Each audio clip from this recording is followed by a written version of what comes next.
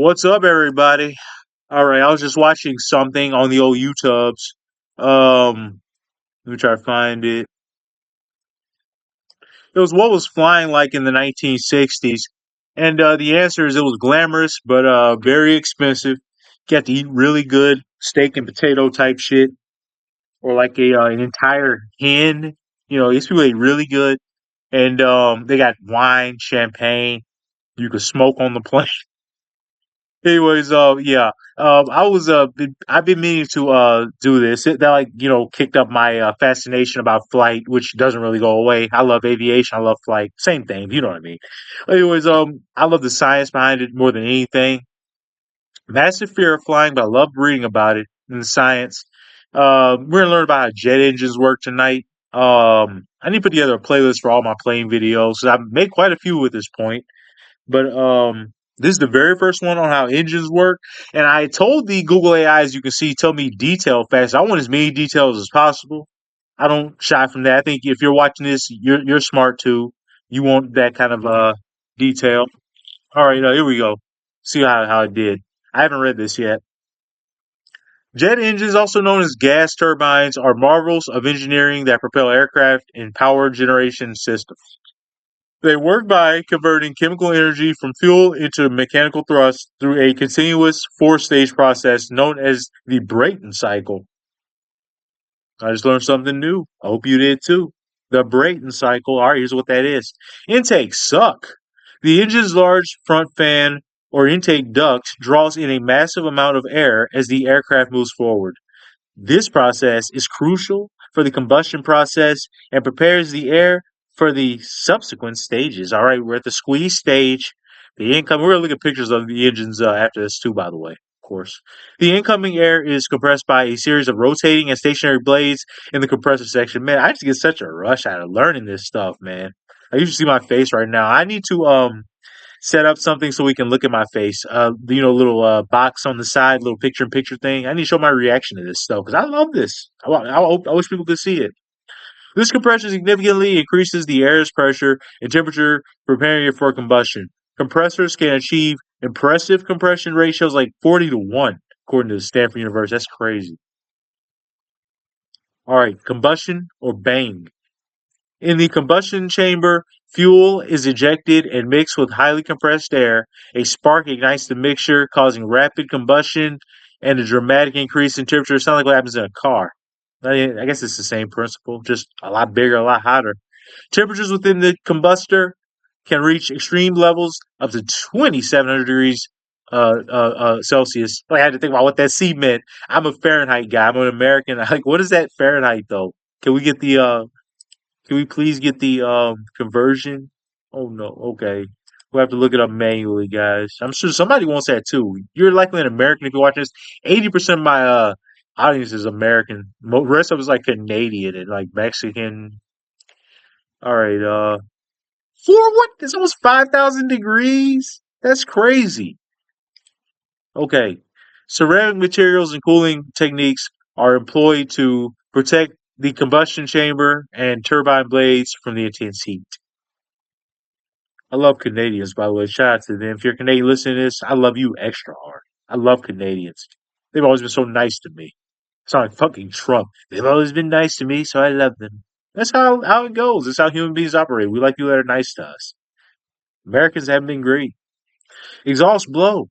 The hot, high pressure gases. I've never been bullied by a Canadian that I know of. The hot, high pressure gases from combustion rush out of the combustion chamber and through the turbine. I wish there was a visual for us dummies.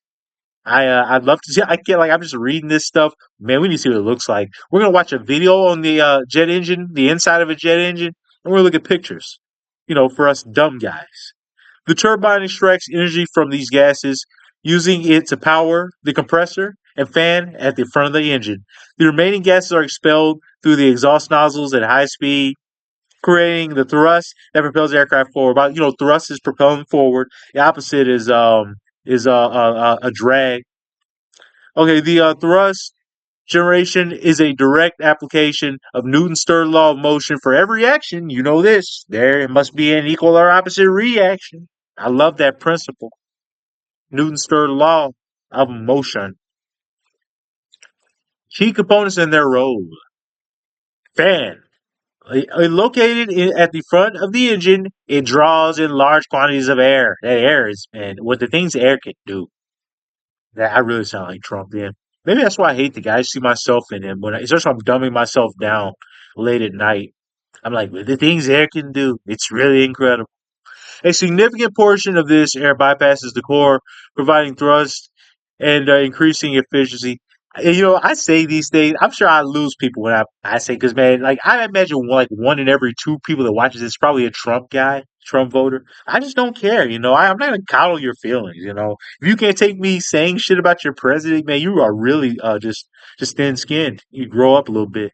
Compressor compresses the incoming air to increase its pressure and temperature. Combustion chamber, where fuel is mixed with compressed air and ignited. Turbine, driven by the hot exhaust gases, it powers the compressor and fan exhaust nozzle.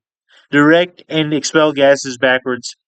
Uh, directs the expel gases backwards, creating forward thrust.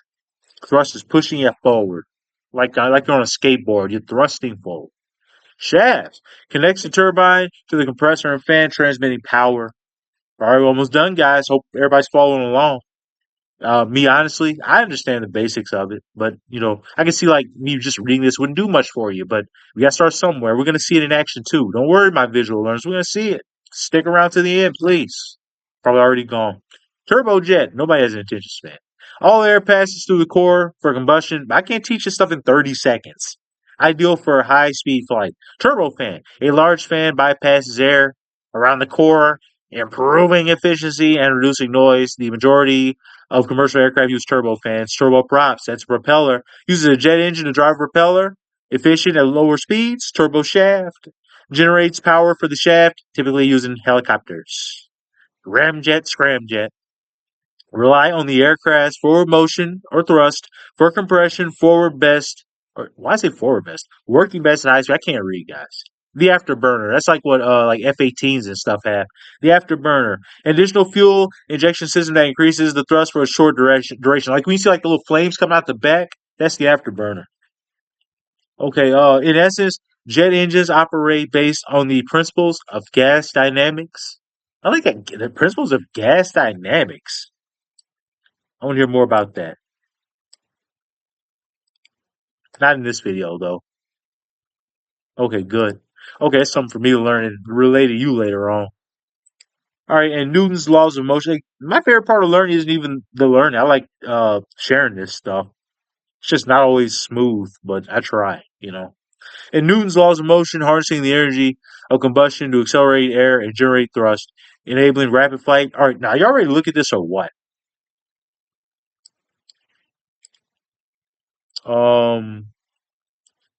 What am I looking up? Oh, inside of a jet engine. Okay, it's just a drawing. I don't want that. What? What happened if you get sucked in? You want to watch that? We'll watch that. Let me turn my engine. speaker off so I'm getting echo. 1 second. Bear with me, people. Don't leave me. Well, according to contrary popular beliefs, when you get sucked into a jet engine, the razor-sharp edges of the fan blades will turn a person into thousands of shredded pieces. During this process, some of the body parts will pass through the engine combustion chamber, That's while gross. others will be pushed through the bypass duct, further leading to engine Jesus, failure. you just This keep is why going? you see tiny spirals in front of some modern jet engines to indicate to the ground crew Man, that'd looking be a around the horrible way to aircraft that go. the engine is running so nobody comes There's up the too afterburner. close. Have you ever wondered what... But it would be an awful way to go, but you wouldn't even know. I think it happened so fast, you're just kind of gone. But that's awful for the family. You got like, just imagine telling a loved one they got sucked into a jet engine. They're cleaning their body out right now. That's horrible. Anyway, okay, let's watch this.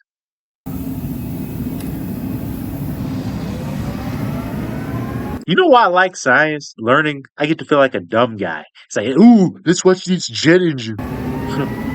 That's legit how I feel. I feel like a dumb guy. Look at that, man. Look at that heat. Imagine heat is generating. Speaking of heat there, look at that. He doesn't feel that heat.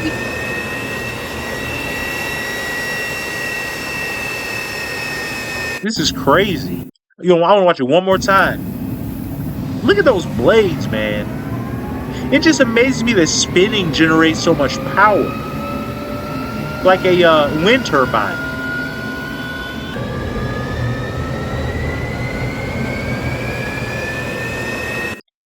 Okay, we gotta look something up.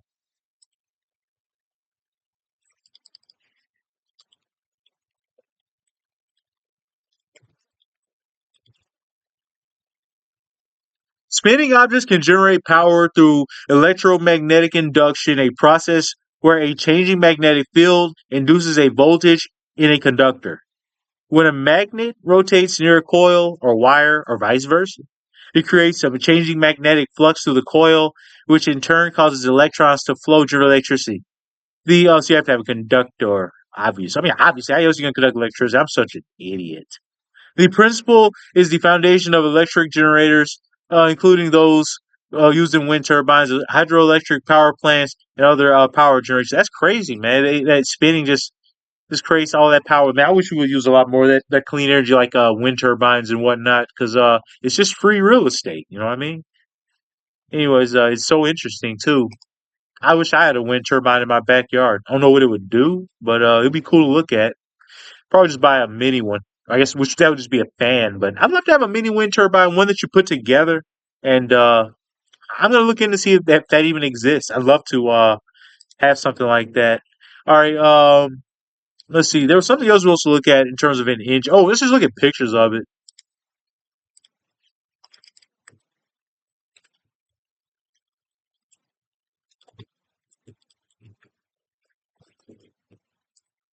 There you go. There's the parts we just talked about. Okay, I want to see. Wow, yeah, it looks like a the inside of a fish. So funny looking. It looks like ribs and stuff. It looks like a damn fish. Do you see that too? But anyways, yeah, let's just look at I guess let's look at pictures of the jet engine on the plane, I guess. Let me see. I want to look at the Boeing 707. We're gonna do this will be a lead into my next video. That's the kind of engine the Boeing 707 used. We're gonna learn about that jet in the next video. I'm gonna do every Boeing jet model, family of models, and 707's up next. That's where it all began. It was the pioneering Boeing passenger plane. All right, guys, that's it. See, I hope we learned something tonight, and I hope you learned watching that engine do its thing. And it's very interesting piece of technology. One of the most complex machines on this planet. Anything goes wrong, it could be catastrophic. You just always hope for the best when you get on those big old behemoths. Anyways, there it is, guys. Jet engines. Love you. See you. Keep learning.